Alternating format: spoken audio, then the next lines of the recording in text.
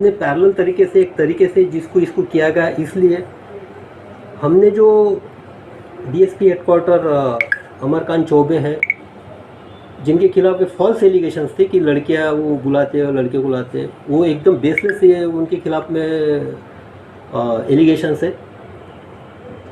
इस बारे में उन जो भी आरोप लगाए गए आपके मीडिया के माध्यम से, जो रीना देवी का स्टेटमेंट था वो निराधार है, बेसलेस है। इस तरह से कोई एक्टिविटीज़ में DSP headquarter Amarkant Choubey involve नहीं है। इस मामले में तो वो क्लीन है। लेकिन हाँ, डीएसपी का ठीक है, उनका प्राइवेट मोबाइल चोरी वो अलग बात है, लेकिन एसपी का, जब एसपी छुट्टी पे थे उनका मोबाइल उनके पास था, चोरी होना और उसको सिर्फ सना दर्ज करके उसको पैचअप करना, कवरअप करने की एक कोशिश हुई है, मोबाइल रिकवरी की कोशिश हुई है। इस संबंध में हमने मुख्यालय को स्पष्ट तौर से लिखा है कि डीएसपी हेडक्वार्टर अमरकांत चौबे इनको उस पद से हटाया जाए और उन पर विभागीय कार्रवाई शुरू की जाए। दूसरी बात, जहाँ तक लीक की बात है, ये पुलिस की छवि को धूमिल करने की कोशिश हुई है और स्पेशली हम लीक के बारे में ज़्यादा संवेदनशील थे। और ये जबकि वो मामला नहीं था जिसको इतना बड़ा तुल बन गया, वो कहीं ना कहीं डिपार्टमेंट का हमारे अंदर का ही एक आदमी था, वो हमको चिन्हित करना जरूरी था। तो पुलिस की इमेज के, स्पेशली बिहार पुलिस की इमेज पे कोई भी ऐसा कुछ एक छीटा भी उछालने की कोशिश करता है तो हम specially as a DIG Kosi Sudeep Pandey ruthlessly काम करेगा। हमारे लिए हमारी इमेज ही सबसे परम है यहाँ पे, और इंटीग्रिटी, ऑनेस्टी, इम्पार्शियलिटी, इसके लिए हम माने जाते हैं यहाँ पे। जब लीक हुई है तो लीक के संबंध में जो सीरीजता में प्रेजेंट है, जिसने रिकॉर्ड किया, प्रभात, धर्मेंद्र, प्रभात, धीरेन्द्र और उसके बाद एसडीओ सदर।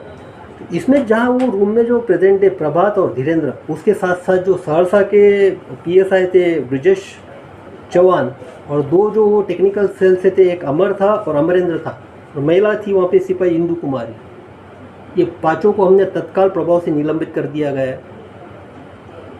जहाँ तक बात है लीक की, वहाँ पे जो लास्ट एंड पॉइंट है वो अजय नारायण यादव का मोबाइल है। उस पर उसने पर्सनली उसको बुला के धीरेन्द्र से लिया है।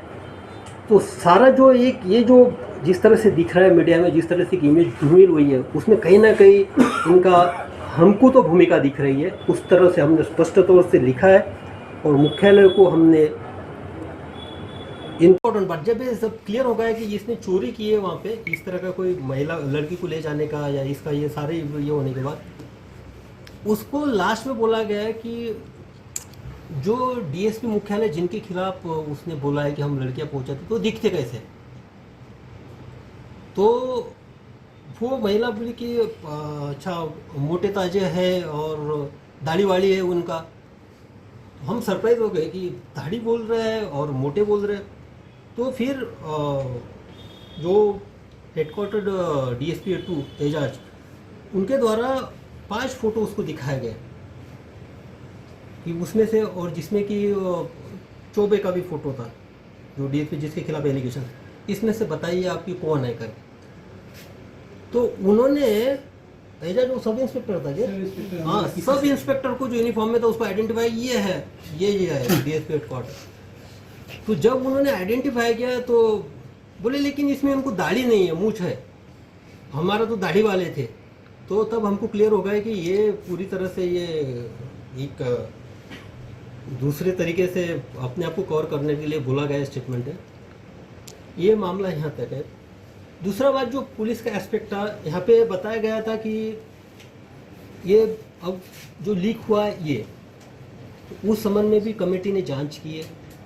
ये जो वीडियो है महिला के मोबाइल के रिकवरी के क्रम में, ये वीडियो जो सदर थाना है सहरसा का, उसके शिरस्ता का ये वीडियो है। और जो वीडियो रिकॉर्ड किया गया है, वीडियो रिकॉर्ड वहाँ पे एक प्रभात करके लड़का था टेक्निकल सेल का सहरसा, उसने रिकॉर्ड किया है।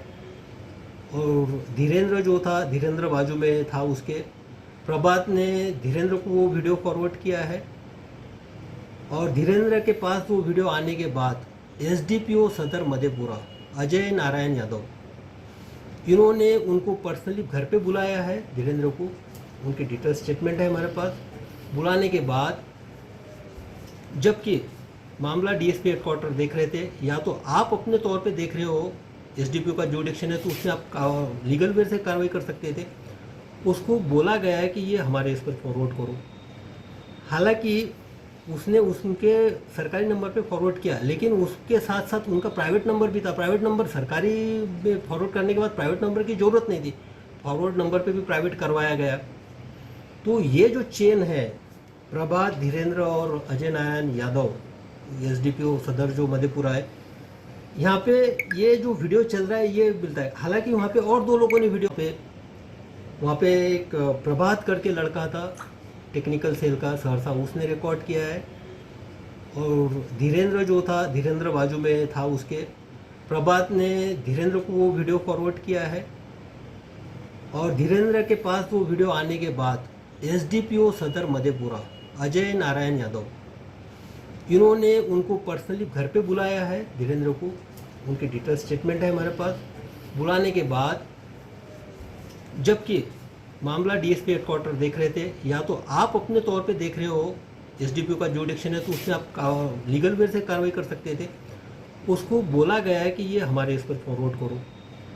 हालांकि उसने उनके सरकारी नंबर पे फॉरवर्ड किया, लेकिन उसके साथ साथ उनका प्राइवेट नंबर भी था। प्राइवेट नंबर सरकारी में फॉरवर्ड करने के बाद प्राइवेट नंबर की ज़रूरत नहीं थी, फॉरवर्ड नंबर पे भी प्राइवेट करवाया गया। तो ये जो चेन है, प्रभात, धीरेन्द्र और अजय नारायण यादव, एसडीपीओ सदर जो मधेपुरा है, यहाँ पे ये जो वीडियो चल रहा है ये मिलता है। हालांकि वहाँ पे और दो लोगों ने वीडियो बनाया था, लेकिन जो वीडियो मीडिया में चल रहा है, जो लीक हुआ है, वो कम्प्लीटली प्रभात ने भी एक्सेप्ट किया है कि हाँ वो मेरे मोबाइल से किया गया वीडियो और यही वीडियो था। ये वीडियो में सिर्फ दो पुलिस कर्मचारी और एक एसडीपीओ आते। तो यहाँ पे आशंका बनती है कि लीक जो है, इनके दोनों के मोबाइल चेक किए गए थे, प्रभात और धीरेन्द्र के। उनसे सिर्फ प्रभात से फॉरवर्ड है धीरेन्द्र के पास, और धीरेन्द्र से एसडीपीओ के प्राइवेट और गवर्नमेंट नंबर पे फॉरवर्ड है। तो इससे एक कंक्लूजन निकल सकता है कि जो लीक हुआ है वो एसडीपीओ सदर मधेपुरा अजय नारायण यादव द्वारा ही लीक किया गया है। एक तो पहली बात है। दूसरी बात है कि उसमें जो सहरसा का जो शिरस्ता था, सदर थाना का शिरस्ता था, वहाँ पे तब police sub inspector Brijesh Chauhan भी प्रेजेंट है, सिपाही अमर सिंह, अमरेंद्र कुमार जो हैं के टेक्निकल सेल के, वो दोनों भी प्रेजेंट थे, और महिला सिपाही इंदु कुमारी भी प्रेजेंट है।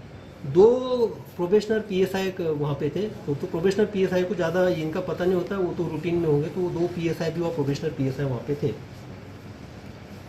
तो लीक के बारे में ये पुख्ता हो गया कि ये लीक इस टाइप से हुआ है और उसको अलग तरीके से प्रोजेक्ट किया गया है।